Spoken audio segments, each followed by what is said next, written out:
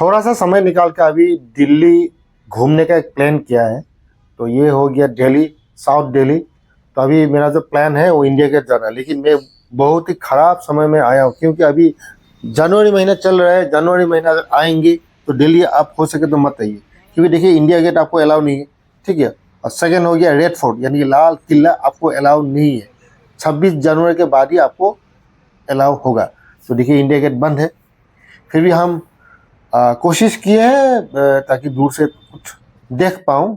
तो ये हो गया भैया इंडिया गेट का समीप ये जगह है। एक चीज़ मैं यहाँ पे देखा हूँ, देखिए ये गुवाहाटी और दिल्ली में अगर कंपेयर करेंगे तो दिल्ली में हरियाली ज़्यादा है। देखिए मैं यहाँ पे जिस भी प्लान में पहाड़गंज में था, फिर भी मैं घुमा हूँ, यहाँ पे इतना नाम बताओ। हमारा नाम नरेश है।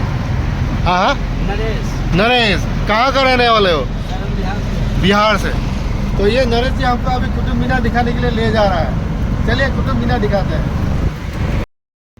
तो एक बात ये अचरज लगा कि देखिए इतना ग्रीनरी है यहाँ पे, हरियाली है, फिर भी यहाँ पे पोल्यूशन है। यानी कि मीडिया में बोलते हैं, लेकिन हमको ऐसा कुछ महसूस नहीं हुआ। बोला कि यहाँ पे खांसने का वो प्रॉब्लम है, हैंड करने का कुछ प्रॉब्लम है, लेकिन हमको कुछ ऐसा अचरज नहीं लगा।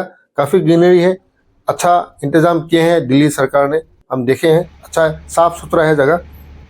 तो इंडिया गेट से आपका अगर कुतुब मीनार देखना जाना है तो तकरीबन ऑटो में 300 ऐसा ही कुछ चलेगा, 300 रुपया। तो ठीक ही है रेट के हिसाब से, लेकिन आपको मैं बोलता हूँ भैया आप मेट्रो का वो इंतज़ाम कीजिए। मेट्रो अगर आप लेंगे तो 40 रुपया 50 रुपया में हो जाएगा, ठीक है। तो दिल्ली अगर घूमना है तो मेट्रो आपको सहायता लेना है। देखिए अभी कुतुब मीनार में यहाँ पहुँच गए, 40 रुपया लेता है एंट्री करने में। एंट्री करने में यानी कि टिकट खरीदने में कम से कम हमको आधा घंटा लगा, फिर वहाँ पे घुसने के लिए फिर आधा घंटा, यानी 1 घंटा। यानी कि कुतुब मीनार घूमने के लिए आपको 3 घंटा लेके जाना है। अगर आप बाहर का कंट्री से आ रहे हैं, यानी कि रसिया हो गया, जर्मनी हो गया, आपके लिए 650 रुपया पर पर्सन। तो उनके लिए लाइन अलग है, इंडिया वालों के लिए लाइन अलग है। तो ये देखिए कितना भीड़, ऐसा लग रहा है कि कुतुब मीनार कोई लेके चला जाएगा, इतना भीड़ देखिए आदमी। तो बचपन में हम पढ़े थे भाई कुतुब मीनार किसने बनाया था? कुतुबुद्दीन ने बनाया था, ये सब आपको मालूम है। वो एक स्लेव था, उनका डायनेस्टी का नाम था स्लेव डायनेस्टी। तो उनका जो दामाद था इल्तुतमिश, उसने लगभग 70% कंप्लीट किया। तो 1199 से शुरू किए थे, 1220 में आधा काम हो गया। इनकी फर्स्ट फ्लोर जो बनाया था वो कुतुबुद्दीन ने बनाया था। बाकी का जो 4 नंबर 3 नंबर वहाँ पे बनाया वो इल्तुतमिश ने।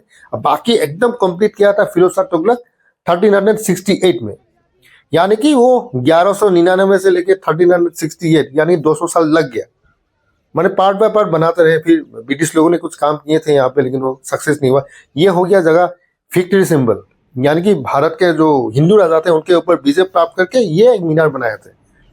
तो यहाँ पे अभी काफ़ी हम सब यूज़ करेंगे हिंदू मुस्लिम वैसे, जो बल्कि सच्चाई है। देखिए ये हो गया जैन का कुछ कम्प्लेक्स, यहाँ पे भी तोड़ा गया था। क्योंकि देखिए कुछ भी जगह आप प्रॉपर्टी आप जीत लेते हैं तो अपना हिसाब से आप बनाएंगे, ठीक है। तो यहाँ पे अलाउद्दीन खिलजी भी कुछ बनाने का कोशिश किए थे।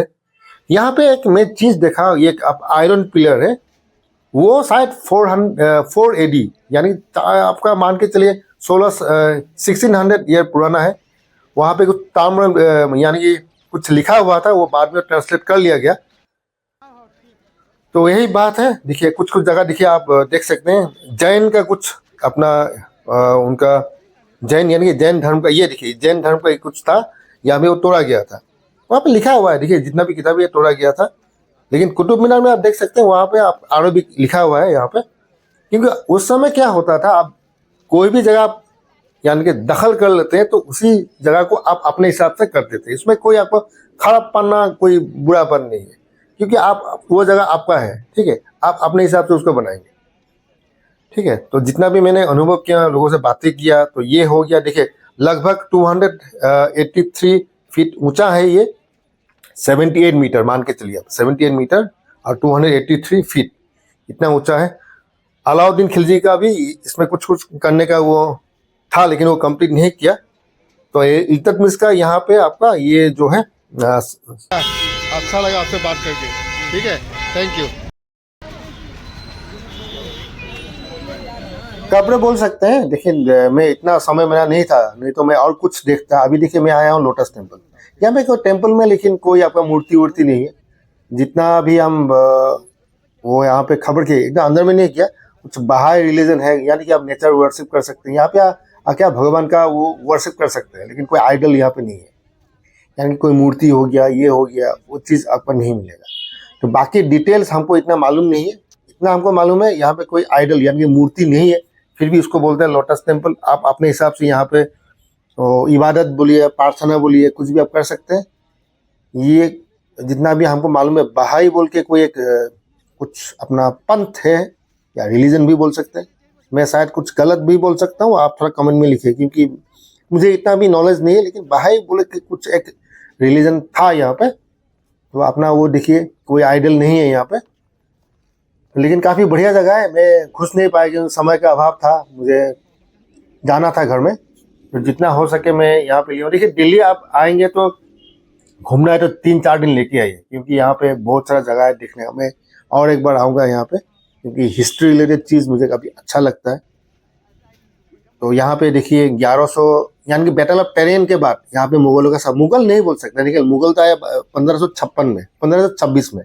उससे पहले जितना बेटा पठान था, लोधी था, खिलजी था, वो अपना अपना डायनेस्टी है, लेकिन सब मुगल नहीं है। मुगल आया 1526 से, पहला राजा था बाबर, ठीक है। तो उससे पहले भी था अलाउद्दीन खिलजी, लेकिन आप ये मुगल नहीं था, ठीक है। या मोहम्मद बिन तुगलक, वो भी मुगल नहीं था, हाँ वो पठान था। तो आदमी को क्या कुछ कंफ्यूजन हो जाता है, भैया ऐसा ऐसा है। तो ये है टोटल वीडियो आपके साथ।